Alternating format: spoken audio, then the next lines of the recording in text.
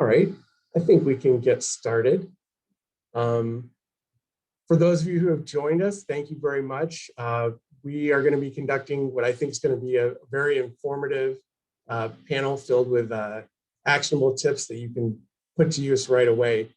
Health and wealth at every age is basically a presentation about what you should be doing during each decade of your professional career to put yourself in the best position so you can be as healthy as possible when you retire. Health and wealth are two of the 8 dimensions of wellness. And I think that they are also 2 of the dimensions that you really have a big impact on in terms of how you conduct yourself and your habits and your behavior. And they can play a huge role in how effective you can be in terms of achieving your health and wealth goals. This event kind of came about through conversations that I had with one of our panelists, Niki, Campbell, owner and executive wealth coach or health coach at the Flourish group. And when we realized that our clients have a lot of similarities, and also how we kind of service our clients are similar in a lot of ways as well. Basically, they tend to be really successful executives, business owners, doctors, lawyers, folks that are pretty much crushing their careers, but they don't necessarily take time to kind of take care of their own needs. And that can include health and wealth. Our other panelists today will be Adam Wright. He is owner and managing partner at Wright Associates and Investment Advisors. And with that, I will hand the presentation over to Adam.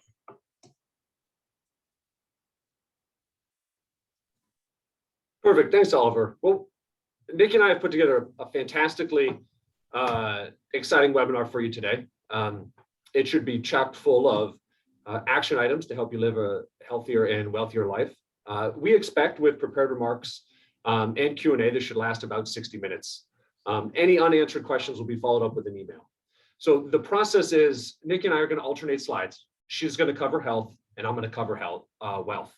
And we're going to take you through the habits and some of the strategies per decade of your life so that you continue to thrive no matter what age or where you are. And with that, Niki, can you please start us off with the foundational elements needed in everybody's health plan? I would love to. And really what it's about, it was in the agenda there, really what it's about is longevity. So I always tell my clients when we're working on a health or wellness plan or program, this isn't about, just losing that 10 or 20 pounds. This is helping you live long and be able to be healthy well into your retirement years. So the fundamentals, as I kind of look at it, is things that we all already know. Nothing here is going to be a surprise to anyone, but we often forget them and we often put them at the bottom of the list because, as Oliver said, our clients, our mutual clients, are very busy. They have demanding careers. So these are just kind of, things that I like to start off and remind us all of. And that is, some of the eat a healthy, balanced whole foods diet, not being on that yo-yo dieting train that many of us get caught up in our younger years, getting movement, think lifetime activities, things you can do like golf or swimming or walking that you can do for the rest of your life. Sleeping, maintaining a healthy weight, learning to quit smoking. I know there's tons of information out there about how you can quit smoking, and yet that's still a very real health problem here in the US. And then the last one, and this is one I see a lot with my clients, is I haven't been to the doctor in 5 years. I just don't have time to be able to get to the doctor for the preventative stuff. It's really important to take care of the things before they get out of hand, right? So take the preventative wellness before later on you have health problems. So those are really the fundamentals. And I will turn it back to you, Adam, to take us to the next fundamentals. Yeah, awesome. Well, I guess I have good news too. There's only a handful of actions you really need to master to be known as someone that's good with money. As simple as it might be, it's not easy. Because like most good things in life, it takes discipline, patient, and continuous effort. Fundamentally, at the end of the day, good fundamentals of wealth is all built around saving money, investing better, paying less in taxes, and protecting what's important, right? And you want to coordinate those four things throughout your trajectory as you prepare for financial independence. Niki didn't mention it, but I will. Never discount the help a real and a really good professional can help guide you in your financial plan or your health plan, right? We'll talk about it later, but one of these ideas is what a coach gives you is accountability, ownership. They'll make sure you keep doing what you need to be doing. Now, the good news is, no matter what stage you are, it's never, ever too late to get started. The key is implementation. I don't care how good the plan is, it just won't matter unless you take action on it. So I want to remind everyone of an old proverb here, that the best time to plant a tree was 20 years ago, and the second best time is today. So don't wait, get started if you haven't already. And now, Niki, why don't we start off our decades journey here? Tell us a little about the decade of discovery. Yeah, so I love your point about it never being too late. But I would say if you are in your 20s, this is the perfect time to start these habits, things that will make it easier for you down the road. So my top tip for your 20s is to begin a habit of self-care. And self-care can really mean a lot of things to different people. It's not just going and getting a manicure and a pedicure. It's really about managing your stress, protecting your boundaries, protecting your mental health and your emotional health. And in our 20s, this is when we're really excited. We have tons of energy and we want to do all of the things. We want to have all of the fun. But really, it's a time to discover what you like in terms of, from your wellness perspective, in terms of fitness, nutrition, hobbies. This is time to experiment with different types of workouts or, restaurants and things like that, healthy eating. And it set the groundwork for healthy relationships. If there's something that we all know is that, the quality of your relationships, whether that's with a partner or family or, just people, your friends in general, setting a healthy groundwork for good relationships is so critical to our overall physical and mental health. And in your 20s is when to do that so that you set those boundaries. And then finally, be open to trying new things. What worked for you in high school may not work for you now, post-college. So really be open to challenging yourself in different ways when you have the energy for it in your 20s. How about you, Adam? What do you have for us in our 20s? Yeah, right. So in your 20s, one of the things you're probably doing is building a relationship with money, right? This is going to be a relationship that happens throughout your life. Relationships don't just happen to be with people. One of the nice things about your 20s is time is your best friend. Use it, right? Saving now can produce incredible wonders for your wealth. And it's all thanks to compounding interest. Now, it might not seem like a lot's happening. What we're doing is we're making these little additions over time, and it adds up into huge numbers, right? You are planting the seeds for a very rewarding financial future. And one of the critical things to do in your 20s here, right? Time is on your side. You're building this relationship with money. Don't leave money on the table. Automate, right? We also have a big relationship with ourselves, and sometimes ourselves is our biggest roadblock. So when you automate, you take yourself out of the equation. So automate those 401k contributions. Set it so that they automatically go up every single year. And so here's what I mean. I'm a numbers guy. I'm gonna give you some numbers. Let's say you make $50,000. This is your starting salary. You just graduated college. Your company matches 5%. That means when you save 5% of that $50,000, your company puts in 5% too. So $2,500 for you, $2,500 from your company. Together, that's $5,000. Over 40 years, sort of your working career, that one chunk of $5,000 turns into nearly $75,000 if you get a 7% rate of return on your money. So in your 20s, you are building the right money habits. You are laying the foundation for wealth creation later. And take those small steps. They will pay off. Save, invest, and compound your cash. And now, Niki's, 20s are great, but 30s, other stuff happens, right? The word adulting comes into the mix. Yes. So tell us a little bit how 30s are the decade of adulting. They are. This is when you also, it's adulting and it's upgrading, right? So you've lived through your 20s, you've got maybe, now 5 to 7 years in your career, maybe you've gotten a promotion. So it's time to upgrade your health and wellness in terms of how you're treating your body. So it's time to outgrow. It's time, I didn't want to say grow up, but it's time to outgrow some of those habits from your 20s. Not getting enough sleep, partying too much, not managing stress or setting boundaries. Those are the things that maybe you could get away with in your 20s and still be healthy and happy.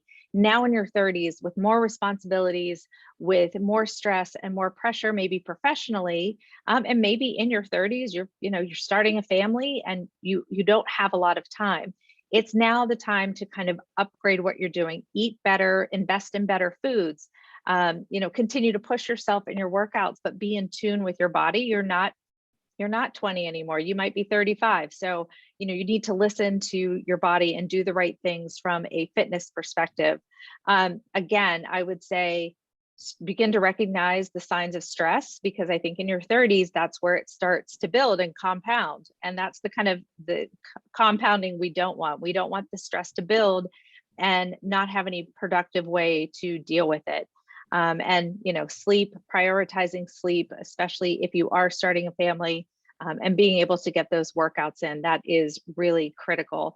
So it is the decade of adulting, but it's also the decade of kind of upgrading. You might see it as like, I'm going to invest more in my wellness. So how about you, from a financial standpoint, what are we looking at in our 30s? Yeah, right. I like it. And there's 2 words on that slide I think are really important. It's avoiding risky behaviors, right? In your 30s, so much more becomes at stake. It's no longer just about cash. But the good news on the cash side is if you've listened and you've automated your saving and investing plan in your 20s, your money's working super hard for you. That's great. It's upgrading behind the scenes. Your goal is to let compounding do its thing and don't interrupt it. But other things are changing in your 30s. One of the upgrades you see is this material wealth. You can see what all your friends have. So one of the things I would encourage people to do in your 30s is stop worrying. Like, do not worry about how the heck your neighbor bought that new BMW, right? It doesn't matter. That is not your benchmark. Instead, make sure you stay focused on you, right? Center on the appropriate things that you can control. That's your goals, it's your growth, it's your family, and it's most certainly not keeping up with the Joneses, right? You can't really control it, and really, it doesn't matter so much. Let me take it one step further, right? Because in your 30s, you're probably married, you're probably having kids, risk becomes way more important. And insurance becomes a critical part, or should be a critical part, of every single person's financial plan, right? Insurance, its goal is to help protect us against catastrophic economic loss. Should anything happen to you, your spouse, you want to make sure that anyone that's left behind is protected. And it's just good money sense. So in your 30s, right, don't delay, continue upgrading, upgrade your financial plan, go get some quotes on insurance, so that you can mitigate some of those risks should they occur, and double down on that savings plan. Now, Niki, we're killing it in our 30s, right? We're rolling along. How do we keep up our momentum in the 40s?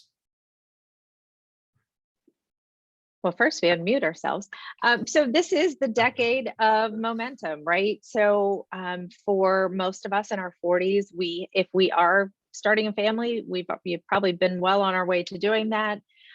We have more responsibility, and I like to say, more money, more problems, but we have more responsibility with increased, demands on our career, or increased, supervision and all of that kind of stuff. We may be running a department or a division.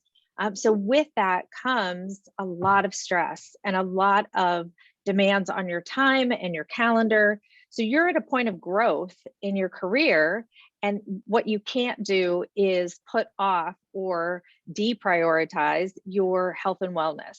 So again, it's doubling down on self-care. And by that, I mean your workouts, good nutrition, sleep, water. I speak with people who tell me they drink 1 glass of water a day. So, in your 40s, men and women, we're all chronically dehydrated. Get yourself a refillable water bottle and keep it with you at all times. This is also the time when I like to say we think we're still in our 20s and 30s, but eating that late night pizza tells us differently when we wake up at 3 o'clock in the morning with terrible indigestion and just we're not processing food like we used to. So it's really important to pay attention to subtle nutrition cues. This is when GI problems start to arise or our energy levels are starting to wane because we're not getting enough of the right foods. From a physical fitness standpoint, strength and resistance training has to be a priority. As we age, we lose muscle mass. We probably have our peak muscle mass in our 20s and maybe in our early 30s. By the time we get to our 40s, 50s, and beyond, we start to lose that. So it's important to make strength and resistance training a priority, because not only does it make you stronger and more capable of, getting through these, mid and later years, it boosts your metabolism. It is something that can contribute to, keeping weight in a healthy range. And then adding in those mobility and flexibility workouts. Again, that's going to play into even your 50s and beyond, but it's really important that we reduce the risk of injury because we are mobile and we have flexibility. Things like yoga and Pilates and things like that come in to play because they're really good for those types of skills for your body. And finally, this is just good for your emotional and mental health, which obviously, plays into your physical health. But this is a time in your career, even when you feel like you don't have time, is to start to give back. So you've amassed some experience in something, and it's great for your health to be a mentor and to get involved in your community and volunteer and get your kids and your family involved if you have them. But it does really affect your heart and just your overall mental and emotional well-being. So that's kind of a last little tip, that if you have the time, give back, be a mentor. So where are we finding ourselves in our 40s with our finances? Yeah, right. So, I mean, it's about getting serious. You've got the momentum, you've built the basic money skills, things are working, but life is busy. Get serious though, get a plan and commit your goals to paper. And I mean, actually write them down. Start answering the questions, how much you need for your goals and when do you need it? And this is going to start to give you that benchmark that you can track against, right? We're worrying about what's important here. And now's the time you're entering those peak earning years. If you're not already doing it, make sure you're maxing out your 401k. Every year, max out the 401k. If that's done, you want to keep saving. And really, for most high earning professionals, maxing out that 401k in your 40s becomes fairly easy. And the problem is, too many of us, we stop there and then we spend the extra, right? This is called lifestyle creep. We get used to being able to spend more and more and more and more. And what's happening is we're saving, but our income keeps growing, and we're saving a smaller and smaller percentage of our income. And what we want to do is we want to avoid that sort of decreasing spending rate by using other accounts. And an underappreciated account that's really good for most people, it's underappreciated, it's unloved, is a good old-fashioned investment brokerage account. I mean, sure, you will pay taxes every year, a little bit at least, for dividends, interest, and some capital gains. But if you use low-cost, broad index ETFs, you'll find that you can enjoy the returns with minimal tax drag.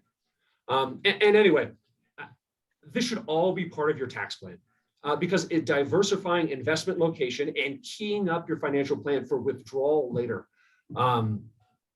is really good strategy. And the best time to start putting some of that stuff together is in your 40s.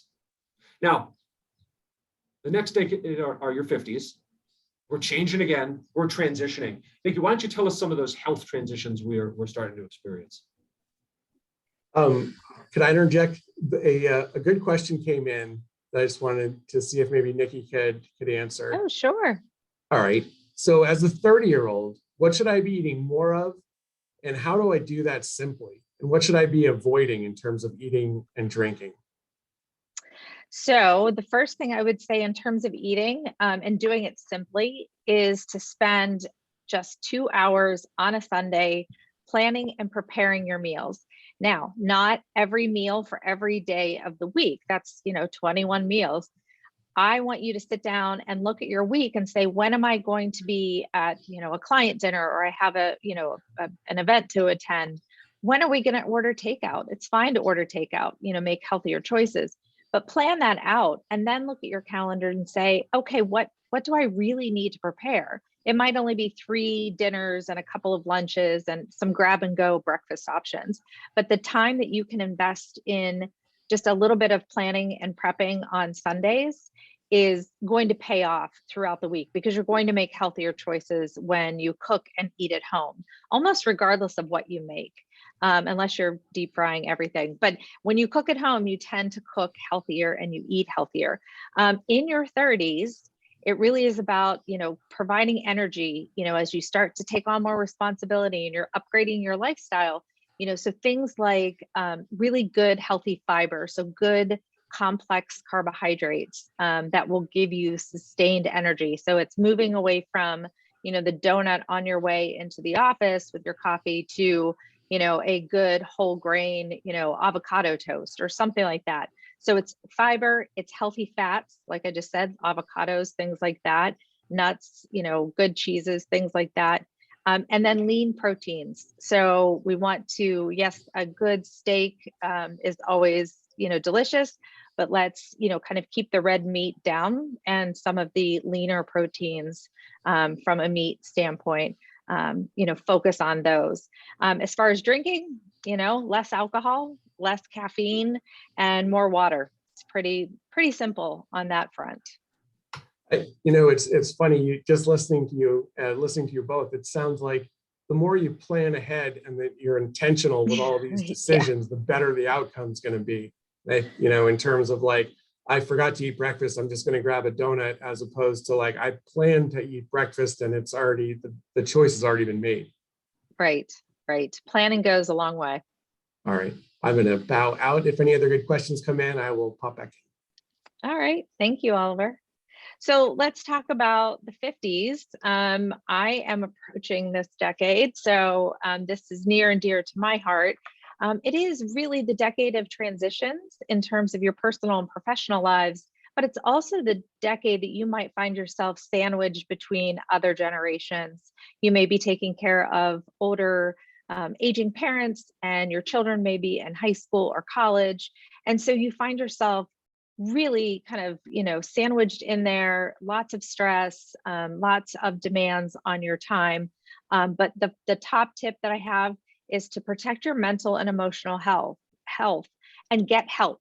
When you need help with your parents, or you have a child who, you need help, figuring out college and where they're going to go to school, tap into experts. As Adam said before, there are people and professionals out there that can help you. So as you look at kind of, dealing with everything that's on your plate, protecting your mental and emotional health also means asking for help. The second thing is planning for life after work. Okay, so most of us don't want to work forever. So what are your activities, hobbies, and other interests that are going to keep you active and engaged when you're not working and you're not taking care of everyone? From a workout perspective, again, well-rounded workout routine, cardio, strength, flexibility, and stability. So again, you've all heard stories about people in their later 50s, 60s, and beyond who, fall and, break bones. It's very real. So stability is really important. That's all of your core work. And I'm not talking about getting six-pack abs. I'm talking about strengthening the center of your body so that you can get through the activities of your everyday life. From a nutrition perspective, fill up on fiber and nutrient-rich foods. We really do need this for energy and just our overall general health. So colorful fruits and vegetables, and make sure you're eating enough protein. This is when muscle loss, muscle mass loss really starts to pick up. People in their 50s and 60s do see a lot of muscle wasting. So it's really important to eat enough protein to maintain the muscle you have and to help you build muscle. And yes, you can continue to build muscle into your later years. So those are just some of the things that, as you look at your 50s and transitioning into maybe retirement later in the next decade or so, that will serve you well, and you will be healthy when you get there. So Adam, what are we transitioning into in our 50s financially? Yeah. Niki, I just curious, if we go back to your slide, and I would just be interested, how much, when you think about building protein and some of those are habits, how much of this do you need to supplement? How much can you get from your daily nutritional habits? And how important do supplements, vitamins, maybe a protein shake? Yeah. How does that play a role in this decade? So as a nutritionist, I always want people to get their nutrients, both macro and micro, from food sources. Protein can be a difficult one, especially for women. We, don't eat, animal protein at every meal, maybe. So protein shakes are a great way to add that in, and they don't have to be, super expensive. Just look at the label and look for, some good quality protein powders. But they're really the easiest way to not only get in protein, but then it's adding in that spinach, it's adding in a banana, it's adding in some of the other elements. That's why I like them when I'm in, a day when it's busy and I don't have time maybe for, the avocado toast with an egg on it, which gives me some really good protein. But yes, supplementation is totally fine. And it's just finding the right protein powder that, agrees with you and has, some good ingredients. You want to watch out for sugar. You don't want a lot of added sugar, add that with some berries and things like that. Awesome. I think that's important, right? I mean, it's always about balance. Mm-hmm. And I'm going to use this as a segue to that. What are the ways you can get good balance? And what becomes really critical, all these new things are happening. You're still busy. You could be missing critical components. And the question I just asked Niki that she really helped us with is that, a real professional can help you go from good to great. We can read all the books, we can read all the blogs, and get to a spot of good, right? You're not struggling, and you're good and you feel good. But in your 50s, whether or not it's a nutritionist, with your money, now is the time to start looking for a professional financial planner. Whether or not it's a diet strategy or a nutrition strategy, I mean, we're talking about hiring someone to help you create your custom financial plan, to help you get from where you are, right, to where you want to go. This is your sort of financial roadmap. And for many people, what's happening now is we're finally starting to use that word retirement. And we want to build that retirement plan, and that financial planner can help you do there, right? Because on your way to financial independence, on your way to retirement, they're holding you accountable. They're helping you consolidate all your accounts and staying organized so you know where everything is. You don't have things all over the place. It's all in one concise location. So because what's at stake if we're not engaging at this professional level, we might set ourselves up to be nervous or confused that what we have or what we're doing is enough. A real professional can help you figure out whether or not you're on track, and if you're not on track, how to get on track, right? Customized to you, right? A nutritional plan or a financial plan will get you there. So in your 50s, it is a time to prepare, because what comes next are new adventures. And hopefully those adventures continue for a very long time. So Niki, as we move into our 60s, what type of new adventures are coming our way? Yeah, so I want to just expand a little bit on one of the things that you said about, hiring a professional. I think it's not only good for us to have somebody to, to bounce ideas off of, but it's also about interpretation. So as a nutritionist, I get a lot of people who come to me and say, oh, I just read this study about, or I just saw a headline. Nobody actually ever reads the studies, but because I'm the only one who thinks that that's fun to do. But, somebody will see an article on Facebook. Oh, I saw that, eating, the paleo diet is the, best diet for you. So having a partner, a trusted, educated, knowledgeable partner, like a financial planner, like a nutritionist or a health coach, somebody who knows how to look at that and say, okay, this is how it applies to your situation.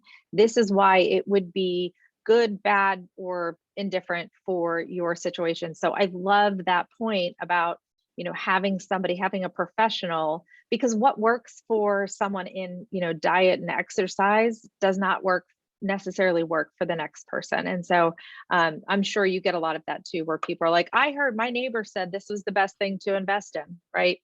Well, who's your neighbor? Yeah, Nikki, and you said something like that I maybe never forget. I think it was so important. The actual study versus the headline. Right. And one of the things you said to me was like, I read the study. I actually figure out if these studies were actually run on humans. Right. I thought that was so interesting because somebody needs to know that. Well, and I think that's the point of articles, right? They want you to click on it. They want you to they want the clicks. And so I always tell people, send it to me, and then I go find it, wherever it originated from, and then I read it. But I think it is having somebody you trust to say, like, what does this really mean? And, can it apply to me? Can it benefit me? Sometimes it does. Sometimes I'm like, wow, this is a great study I hadn't heard of. And, yes, we can apply this to your situation. But as we move into our 60s, and it really is like the decade of new adventures, I watch my parents both kind of take on new hobbies and things in their 60s and into their 70s. So the really important part is to stay active and engaged. And I didn't find the graphic I wanted to use, but there is a TED Talk on what helps people live long and helps people live past the age of 100. And one of those things is kind of staying connected. So staying engaged with other people and staying active really can lead to longevity, more so than some of the things that we would think, clean air and clean water. Having a strong community and staying active really is something that will carry you well into your later years. Again, this is a time to not ignore things that the little aches and pains and the spots on your skin, or things that are unusual and you haven't had for a long time. Notice those cues and signals, and speak to your physician. Exercise or move most days of the week, whether that's hiking, swimming, golfing, getting out there and keeping your joints moving and working on that balance and stability. That's really key at this point in your age. And then just to reiterate that point of having a strong social network to navigate life's transitions. In your 60s, your kids are maybe grown and have their own kids and don't need you as much, or, you've had different, you have changes in your relationships, having that core group of friends and that network. And I think, Adam, you and I talked about this in our preparation for it, but like, they can't all be your work friends. They can't all be, people that when you retire, it all goes away. So you have to build those relationships and build that social network outside of your job, so that you have that, to kind of carry you through. So those are my top tips. I mean, just keep moving at that age and in that decade.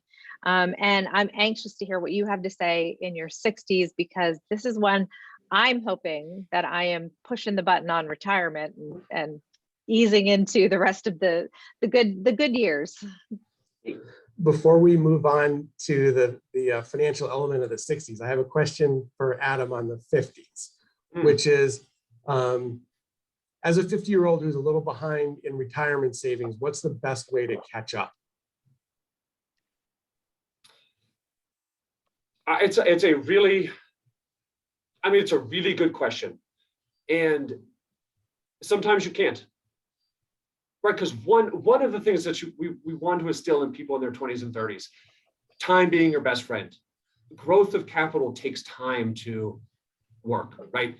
Compound interest takes time. So in your 50s, if you've got extremely lofty goals, right? Let's say you want to live a $500,000 a year lifestyle, but you only have $1 million in the bank, right? These things don't fit, right? These puzzle pieces don't fit together. So what we really need to do is sit down. What you really need to do is sit down and take a look at what's really important to you, because you might have to start thinking about how to adjust today. Right? There's not an easy, there isn't always an easy way to catch up. Right? What you don't want to do is head into the stock market and start buying NFTs and crypto because you're going to become an overnight millionaire. That's probably an easier way to lose all your money than make all the money you'll ever need. So one of the things you don't want to do to catch up is take extraordinary risks. You want to sit down, you have a plan, you want to calibrate where you are and make sure you are where you think you are in your framework, and then develop a strategy to get you to as close as the point you want to go to. I know that's maybe not the satisfying answer, but and we are a helping profession. In the long and the short of it, we're also not miracle workers. Right? So some of that conversation is delivering a readjustment of expectations, and sometimes that has to happen. So another one came in that's sort of related to this. It's about the 30s, and it's important to save money, but how do I save money if it seems like all of my money is going out the door every month? Yeah, so I think it was a bullet point on one of the slides. Budgeting is a dirty, dirty word. Budgeting sounds like, no, you can't do things. And 30s is a good time, 20s is a great time. It doesn't matter. One of the undertakings most people should do with their personal finances is develop spending awareness. Right? So yes, it feels like money is flying out the door. I mean, we certainly help with that. You can also certainly help yourself with that. Take a couple months and just figure out where exactly it's flying to. Write it down, track it. And one of the ideas then is, once you figure out what your good life is all about, spend on those things, but cut mercilessly on all the junk. And when you take this time to develop spending awareness, and once you develop spending awareness, right, clip off the top 20%, give it to yourself, your future self, really. And so I'm going to use big round numbers here. If you make $10,000 a month, save $2,000, $8,000, you should be able to feel guilt-free about spending that money, right? Because you know you're paying yourself first, you're setting yourself up for the future. And if you're still curious about that $8,000, or you want to be more intentional with that $8,000, take a couple months, download a couple of your bank statements, download some of your credit card statements, download any of your bill pay or debt statements, figure out where all that money is going, be aware of all the sources of your expenses. And then once you're set that awareness, and of course you're paying yourself, right? All that residual stuff should feel guilt-free, or you should feel guilt-free about it. But the idea is, as we said, if you automate that piece to yourself right away, and then be comfortable with the rest, you're in a very good spot. Yeah, that's, and you mentioned it earlier that you're going to spend with whatever's left over at the end of the month, and that's usually what you're going to save for your retirement or invest. And it's exactly, just prioritizing that makes perfect sense, so that you make that contribution first, and instead of just letting it sit around, and then maybe it's going to be a nice dinner because, hey, you can afford it. We've got the money left over. Right. I mean, so here's a joke, right? Rip Van Winkle would have made a fantastic investor. If he would have just put $10,000 in the stock market and went to sleep for 40 years and then woke up, he would have had a heart attack, right? Not because no money was left over, but because of how much money is in that account. So one of the things you do is, once you get on that automated plan, and we said this earlier, just know what's working for you. If you set the right strategy and autopilot it, it will produce good things. You just gotta wait. So if you automate the top piece, the rest you should feel good about spending, because you've done the hard work and you've taken yourself out of the equation. Yeah. You've created good system. All right. So back to the 60s. Back to the 60s. Good music. No, Yeah, I think it's Oh, sorry. it's over to you, Adam. Yeah, flip me forward one, Oliver. Awesome. Yeah. So it as we age and with our money, right? As our situation becomes more complex, as our net worth grows, the decisions become higher and higher stakes, and it becomes more important to make the right choice the first time. So you have so many choices to make in your 60s, and some of them are irrevocable. And sometimes, if done incorrectly, they come with permanent penalties. Like, for instance, if you don't enroll in Medicare during one of the approved windows, it creates a penalty on your Part B for life. And they tend to be fairly unforgiving for your mistakes. So I come back to your 62s, appreciate all these decisions you're going to have to make. It's when a lot of your benefits probably kick on, whether or not it's deferred comp, Social Security, Medicare, pensions. Have a plan for all of these things. So if you skipped the part of committing your plan to paper in your 40s or even your 50s, now really is the time. And so one of these other ideas of hobbies and figuring out what comes next, a lot like Niki talked about. One of the key elements here is create a life plan. Like, what do you want out of life now? And then go take it for a test drive, right? So I think one of the most common retirement goals we have is, or that we hear is, I want to travel more. You know what? That is awesome. I think that's a great goal. There's a wrinkle here. Most people want to travel, haven't really traveled all that much yet. So one of the things you want to do in your 60s is test drive that goal, right? You might want to travel. Well, stop wanting to, just travel now and make sure that goal, that you will love that goal as much as you think you will, right? Go for a test drive, try it out. It's all part of the decision-making process. And then when you find out what you really love, after you test drive a couple things, double down on those hobbies, right? Make new friends around it. Now you've got your social group. You're gonna thrive. You're gonna have a happy and you're gonna have a healthy retirement, and same with your wealth. Now, this is probably the last major decade of work and all these other things. What comes next, Niki? Right? We call this the golden years, but walk us through our 70s and 80s.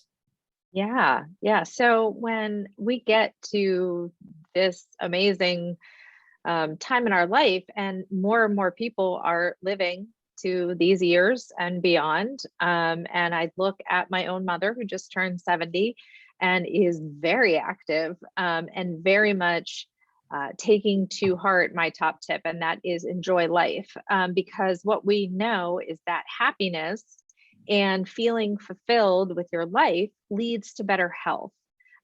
There's countless, I don't have any of them here, but there are countless studies that show that when you are happy, when you're fulfilled, when you feel like you are contributing in a positive way, that positively impacts your physical health. Stay connected and volunteer. Keep moving and focus on balance, stability, and strength. Again, balance. As we get older, there is no shame in having, the things around you, living in, one level housing, or having, modifications to your house to make sure that you have, that it's safe, and that you can move around and not worry about injury. But really, as you think about your fitness, it is continuing to lift those weights. My mom and her friends go to fitness class and they're lifting, 5 to 10 pound weights, and it's really beneficial to your health. So strength, stability, and balance. Eat small, frequent meals to sustain energy. So this is, the decade to set you starting in maybe in your 60s, but in your 70s and beyond, your appetite starts to wane a little bit. And there's nothing wrong with that as long as you're getting the energy you need. The problem is sometimes that's a symptom of something else that's happening in your body. So if you have kind of a big dip in your appetite, or suddenly just don't even feel like eating for most of the day, that's a red flag, and that's something to look at. But we typically don't need as much energy. We don't need energy, meaning calories. We don't need as many as we get older. So eating small, more frequent meals to keep your energy up throughout the day is really important. And again, fiber, good lean protein, and those healthy fats that aren't going to impact, some of the conditions that we can have as we get older, things like high blood pressure or high cholesterol. We want to be mindful of that and make sure that they're good, healthy fats in small amounts and lean proteins. So we got to stay energized, right? We're living longer than ever. And, that's how we're going to do it. We're going to live, and then we're going to have enough money to be able to do all of these great things. We are, right? And so one of the things, and I will get to it, we are living longer. And a lot of us are experiencing what's known as a retirement smile. You can see it there on my little graph. So the retirement researchers call your 70s and 80s the slow go years, right? Compare that to your 60s, your go years. You still got you are crossing things off your bucket list in your 60s. You are feeling accomplished. You're feeling fulfilled. And in your 70s, spending has started to slow, and your assets are starting to build again. One of the things that also happens in your 70s, at age 72 now, Uncle Sam comes knocking, and he demands you give him back his piece of the tax deferral that you've so smartly used to build up your retirement accounts, right? Those are called required minimum distributions. And these RMDs plus Social Security tend to make up the bedrock of most retirement income plans. But again, after a while, you've crossed off your bucket list. Your peak spending years in retirement have sort of dipped, and we're starting to come back up, right? Your retirement smile. And really, when your retirement assets start to smile, right, it's a pretty good indication that you're not going to run out of money. Awesome, like risk avoided. Now you have a new problem. And that problem is you now need to devise a way to give it away, right? Create a legacy plan. And your 70s are really the decade, your 80s too, to start having the conversation of who gets what when. And for many, this could include charitable giving. This is all the bequest. It's how your money and assets get distributed to the people you want at the end of your plan. And so if you haven't scheduled time with your attorney, you really, really should. And you want to make sure you get all your key estate documents updated. For most people, that's general powers of attorney, that's your healthcare proxy, that's your will. For other people, that is your medical directives, your trust. It just depends. But now is a good time to brush those stuff off. You probably did those the first time when you had kids, and you should really take a look at that language and get it updated. You cover some of these big picture basic things. Again, some of these don't come with easy answers. Have fun, right? This is what it's all for. You've made it. Get out there and keep loving and living life. And it's just all part of the trajectory. Now, Niki, what do you think? We've had this awesome journey across the decades, and it really feels like health and wealth is just all about building the right lifestyle. It absolutely is. And it's, I use this picture of the 3 generations here.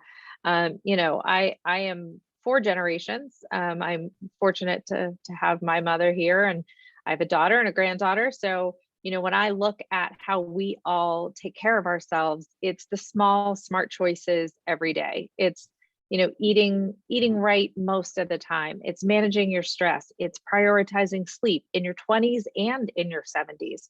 It's drinking lots of water, eating a balanced diet, moving more days than you don't. And I think that I want to just kind of pause on that point for a minute.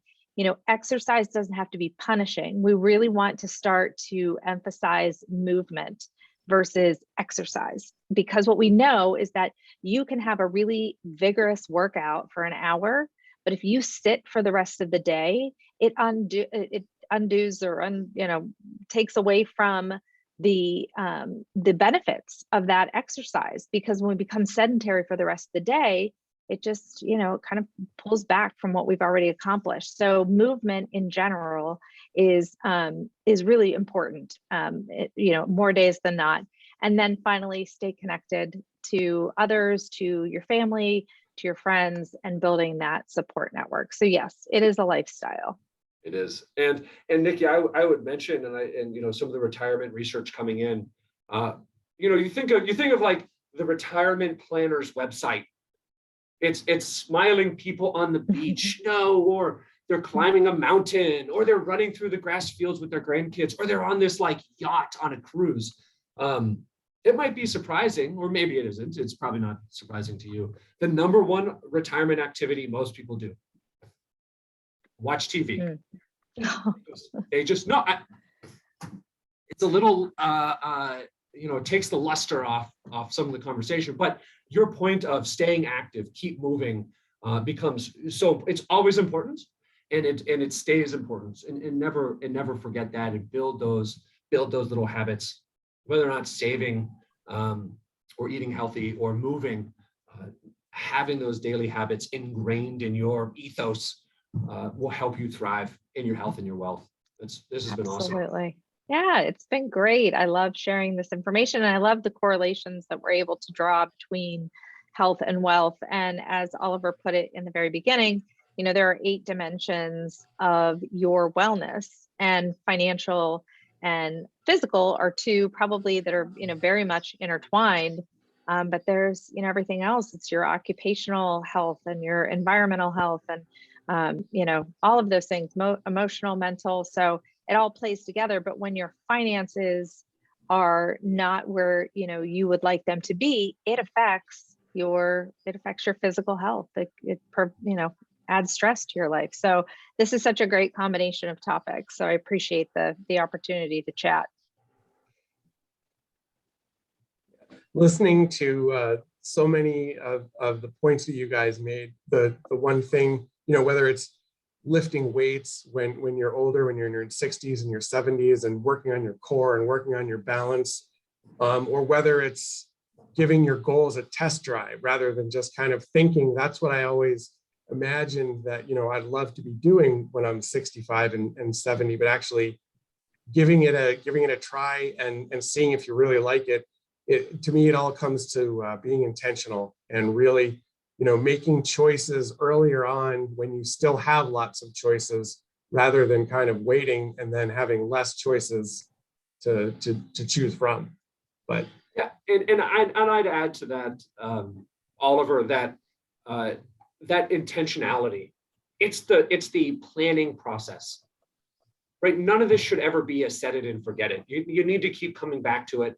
You need to keep updating outcomes. You need to update expectations. You need to update plans. I mean, life changes, and you got to make sure your health and your wealth plan are evolving alongside you. Because what happens is, if you're not keeping up, or if you're not hitting this through a process every single year, your plans collect dust. And it's that old thing, like, how would you tell someone to fly from New York to LA? Oh, just head west. Yeah, well, west could end up in just a huge number of different places. You need to be, that intentional needs to have an endpoint, and you want to make sure you're always adjusting along the way.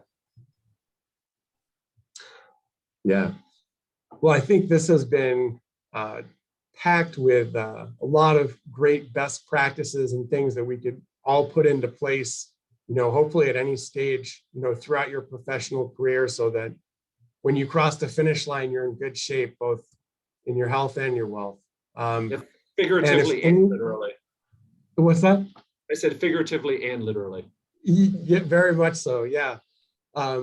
And if anyone has any additional follow-up questions, please reach out to us. Our contact information is here. You could go to LinkedIn and find us, or our websites, and we have many features for you to ask questions, and we'll get back to you. And thank you all for joining us.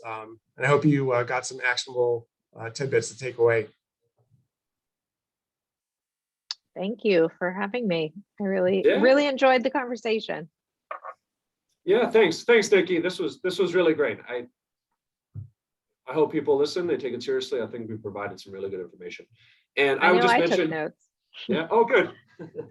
And I would say my email's there. I am happy to nerd out on any one of these points. So please, if you're inclined, shoot me a message and we'll try to help you as best as we can. Thanks again, everyone.